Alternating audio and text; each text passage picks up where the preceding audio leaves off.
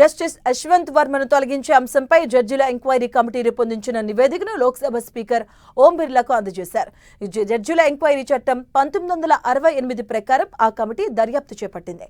ఇక ఆ నివేదికను త్వరలోనే పార్లమెంటు ఉభయ సభల్లో ప్రవేశపెట్టబోతున్నట్టుగా లోక్సభ సెక్రటరియట్ వర్గాలు తెలిపాయి. 2025 ఆగస్టు 12వ తేదీన జడ్జిల ఎంక్వైరీ కమిటీని స్పీకర్ బిర్లా ఏర్పాటు చేసింది. ఇక గత ఏడాది మార్చి 14వ తేదీన జస్టిస్ యశ్వంత్ వర్మ ఇంట్లో సగం కాలిన నోట్ల కట్టలను గుర్తించారు. ఆ కేసులో ఆయన విచారణ ఎదుర్కొంటున్నారు. అయితే ఈ ఏడాది ఏప్రిల్ 9వ తేదీన అలహాబాద్ హైకోర్టు జస్టిస్గా ఉన్న జస్టిస్ వర్మ రాష్ట్రపతి ముర్ముకు రాజీనామా సమర్పించారు. అయితే తన ఇంట్లో కాలిపోయిన నోట్ల కట్టలు ఎక్కడి నుంచి వచ్చాయో ఇప్పటి వరకు ఆ జస్టిస్ యశ్వంత్ వర్మ వెల్లడించలేదు. దీంతో ఆయన తొలగింపు కోసం కమిటీని ఏర్పాటు చేయాల్సి వచ్చింది.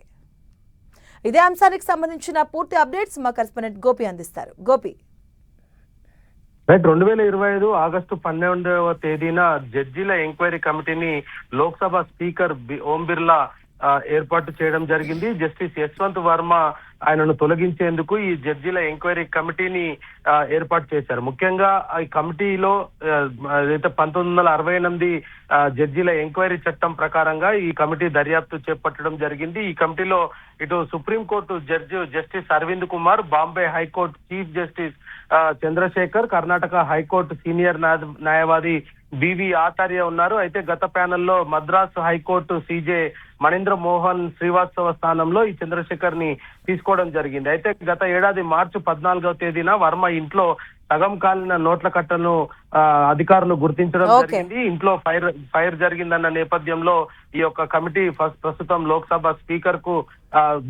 తుది నివేదిక సమర్పించడం జరిగింది. త్వరలోనే ఉభయ సభల్లో ఈ కమిటీ నివేదికను ఉంచుతామంటూ కూడా స్పీకర్ కార్యాలయం ఒక ప్రకటన విడుదల చేయడం జరిగింది. Right, thank you Gopi.